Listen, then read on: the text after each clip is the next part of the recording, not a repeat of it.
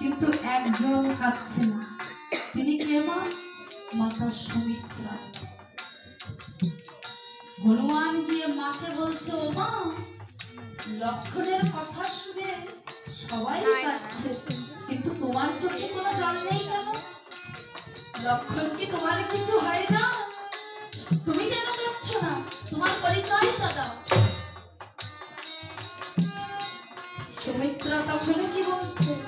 সুমিত্রা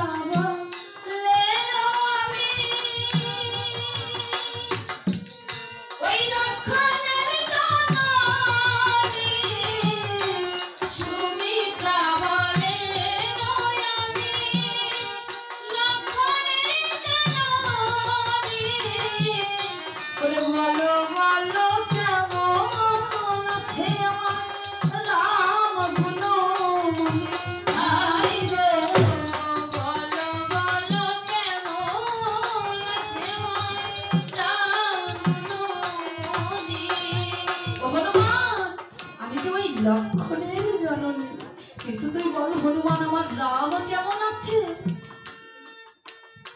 হনুমান বলছে, ও মা, এ তুমি কেমন মা? তোমার পুত্র মৃত্যুর মুখে পড়ে আছে, আর তুমি কিনা জিজ্ঞাসা করছো অন্যের পুত্রের কথা? এ তুমি কেমন মা? তোরে বনের মূর্খ বানর। সুমিত্রা বলছে, ওরে বনের মূর্খ বানর, তুই যদি আমার রামকে চিনতিস, তুই যদি আমার রামকে জানতিস, তাহলে এমন কথা বলতিস না।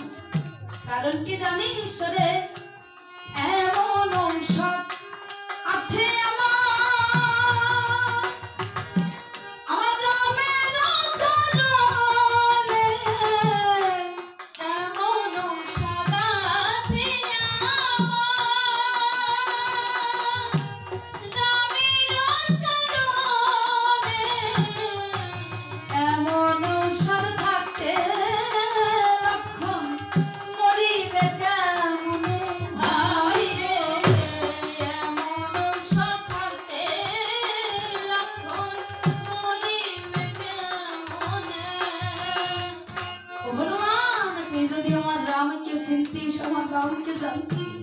তাহলে বৃথা ওই বিশাল পর্বত মাথায় নিয়ে আসতিস। তবে হনুমান, পর্বত নিয়ে যখন এসেছিস, দ্রুত চলে যা তোর প্রভুর কাছে। ও মা, আমাকে যে বাটুল বান নিক্ষেপ করেছে, আমার যে চলার শক্তি নেই। তখন ভরত বীর কি করেছে? পুনরায় বাটুল বান নিক্ষেপ করে ওই হনুমানকে পর্বত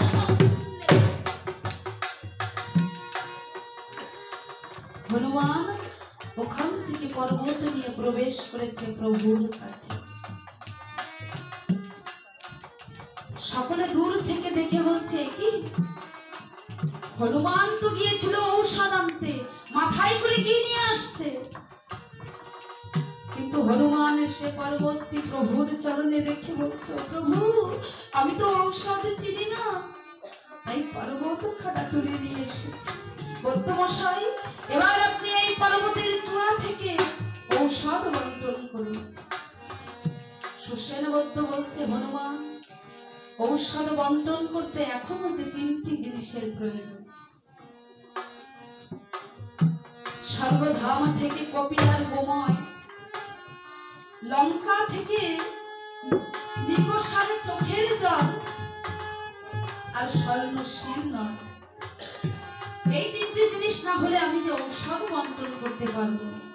হনুমান বলছে, বৈদ্যমশাই, আমি থাকতে কোনো চিন্তা নেই, আমি সকল উপকরণ জোগাড় করে দেব। তাই হনুমান কি করেছে? বলে তথা হইতে হনুমান তখন করিল গমন, স্বর্গধামে গিয়ে হনুমান দিল দর্শন। স্বর্গধামে গিয়ে হনুমান দিল দর্শন। আবার কপিলারে দেখে বলে, গো পাগল তনয়, লক্ষণের কারণে রাও মা একটু গো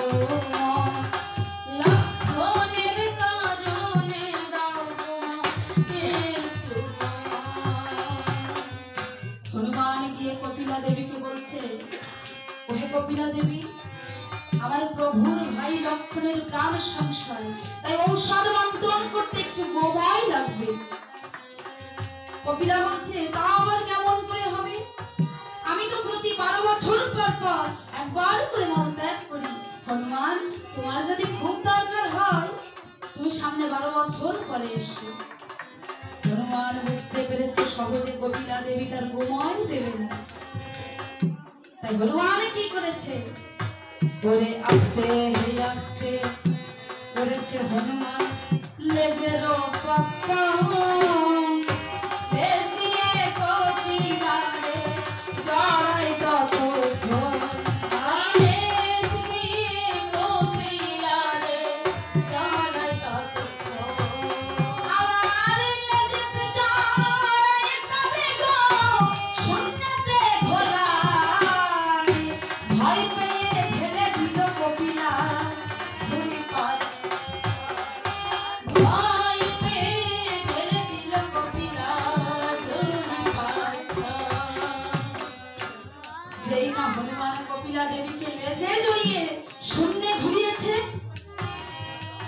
ভয় পেয়ে ঝুড়ি 5-6 মন ত্যাগ করে দিয়েছে।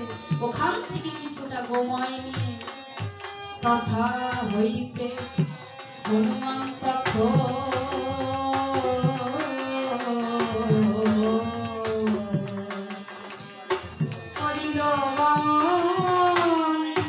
লঙ্কা ধামে গিয়ে হনুমান দিল দর্শন।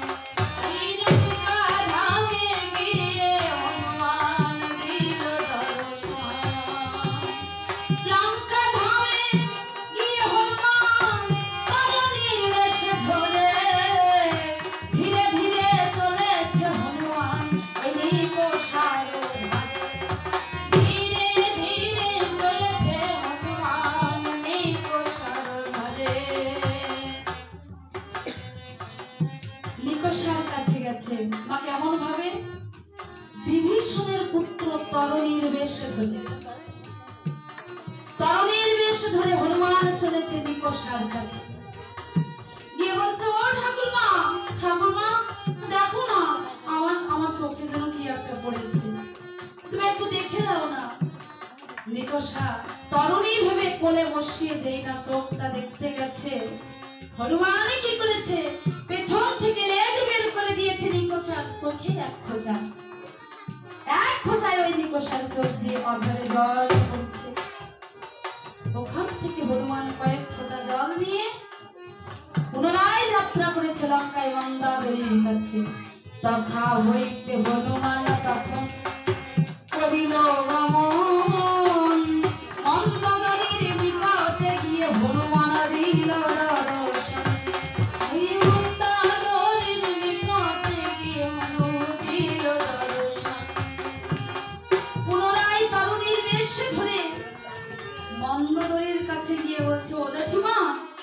জেঠিমা, আমার না পায়ে খুব ব্যথা লেগেছে, আমাদের স্বর্ণশিলনোড়াটা কোথায় গো?